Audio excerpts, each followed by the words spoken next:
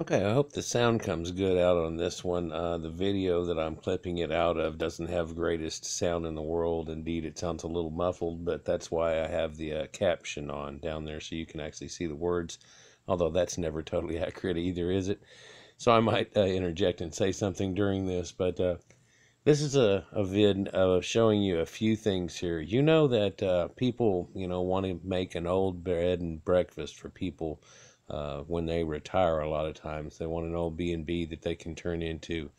And I guess the ideological one to get would be some old Victorian type cottage thing. A two-story would be more fantastic if it was 5 or 6 miles out of town, but seemed like it was in the middle of the nowhere on its own acreage. That would be great. If it was surrounded by old willow trees with moss in them and things hanging around, then that would just even couple it even more. You bring it down and get some temperate climate areas, and that's just going to be even more fantastic. That's one aspect of this. Now, you find people that get some old house and they hope that they can, make something out of it and get something out of it, or that it becomes something of money at all. And this is another story of that greatness. Now, you also, you have stories about everybody wants to find pirate treasure or something from the Civil War, or something that's fantastic. And then also you may want to find something that's actually people don't know that's hidden, and that would be even more interesting and even more valuable of a find. And then, of course, people always had the old edict, hey, man, I bought this house, and guess what I found up in the attic? So I'm going to let this run. Hopefully you can hear the sound on this pretty well. I'm going to crank it up real good. Hopefully I don't get the family mad. Here we go. B&B, they look no further than this 1897 Queen Anne Victorian in Mobile, Alabama. It's so classically Victorian, and it just fit my definition of a bed and breakfast. Luckily, everything else was a perfect fit, too. It's a gorgeous house. Very unusual. The columns are very unusual. I mean, if we had to design one, I don't think we could have designed one any sweeter. And on the inside, the 5,000 square foot home was a real charmer. It had so many original features. It wasn't just one or two things. It was in every room every time you turned around. There was intricate woodwork, original antique light fixtures, stunning stained glass windows, and gorgeous fireplace mantels. It looked like the original owner had expensive taste, but who was it? The questions would wait while Wendy and Bill tackled some much-needed cleanup, beginning in the attic. We opened up one of the boxes and started rummaging through it, and we realized, oh my, there's some really neat stuff in here. I think the first thing we noticed were some beautiful old letters. The letters were written in the 1800s, and there were a lot of them. They're everything from personal letters written to and from each other, from a brother to a sister, from a husband to a wife, mother to a daughter. They found the name McCrae everywhere. Who were the McCraes? What a terrible glitchy. And there was another name, Shepherd. It was McCrae so and Shepherd. Because all of these documents, we kept seeing all these different names. Next, Bill's attic adventure started turning up old books, and lots of them. There were a number of boxes that were full of school books. Inside one of the books, Bill noticed the inscription, Mrs. Shepherd's School. Shepherd was one of the names in those attic letters, but who was Mrs. Shepherd? And there was more in the attic. We started finding Civil War documents, Confederate documents. And they were really strange to us because these documents were coming from Europe. Never really thought about Europe being involved in the Civil War. The documents came. Now, these documents that they found were showing correspondence from England and Europe during the Civil War. And like he said, it's not really thought of that they had anything to do with it. This show's quite different. With a name. Colin J. McCrae. Who was Colin McCrae? It was time for answers. Colin so the couple McCrae did some research and learned their home was built by a wealthy railroad executive named Charles Martin Shepherd. He built the house in 1897. He chose it out of a catalog, and the major components were shipped in from Tennessee. It was a catalog? A catalog? Who would have guessed that this was a kit house? We were... Now, that says something in itself, people. This gorgeous Victorian mansion of a house with rounded off cornered walls, 2x6 built, all of its intricate filigree all around it and everything else was something that you could pick out of a kit house and choose different little lattice works and things like that to make your own unique house at the time. Imagine. And you see the craftsmanship and workmanship, and this is all original. They had to replace and fix very little, if any. So who'd have, you know, what a surprise. But then there's more surprises with this McCrae connection. Surprised when we found out that it was just a catalog home, that it could have that much detail to it.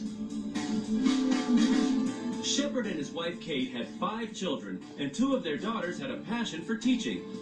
They grew up here in the house, and in 1910 they opened a school here in the house. They did everything from kindergarten to 1st grade on up. And that old lady there was Miss McCrae. The couple also learned that Shepard's wife Kate had a very familiar maiden name, McCrae, and she came from a very large family. It was all of their things. That's why there were so many names and so many different dates here in the attic. And there's the family tree. No wonder the McCrae letters were mixed in with the Shepard letters. But what about all those Civil War documents? It turns out they were Civil War invoices. They were for war supplies, medical supplies, guns, swords, shoes, clothing. And all those supplies had come over secretly from England. The Jameses were sitting on a historical gold mine. The documents prove for the first time that England helped the South in the Civil War. England was supposed to be neutral, and so they weren't supposed to be selling to the South. Now there's proof. Yeah, now there is proof that there was corroboration. And which side was England supposedly helping during this? And everybody says, oh, England helped quit slavery, and England did this, and England did that. England helped the South, not the North, or they wouldn't have been able to even do what they did. England got a lot of their supplies over here. The Confederates got a lot of their supplies from England. They got a lot of it over here and secretly. And this is documents that prove it. There's hundreds of them. In all, there's thousands of them, but only hundreds of them are these documents where you can look through, and I look through little pieces of them here. Here's 200,000 powder keg, 200,000 powder keg, 200,000 powder keg. Yeah, so this is place that's gotten to this guy.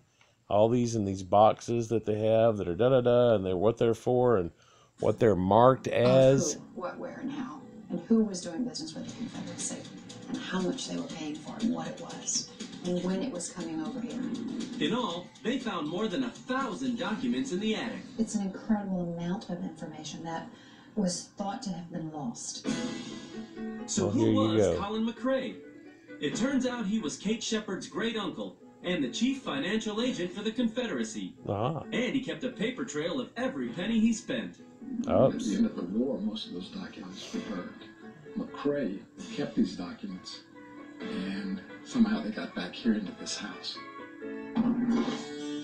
Wendy and Bill are thrilled with what they've learned by exploring their home. We just never... I'm sure, and they never imagined that they would find something like this. I believe these documents are worth a whole lot more than this little house that they've gotten into. In fact, they're worth a whole lot more than people might think at this point. They could be sold individually. Certain ones, I'm sure, certain can sell for upwards of hundreds of thousands of dollars for each individual document that are showing these type of things to collectors and things that there's so many Civil War collectors, it's not funny.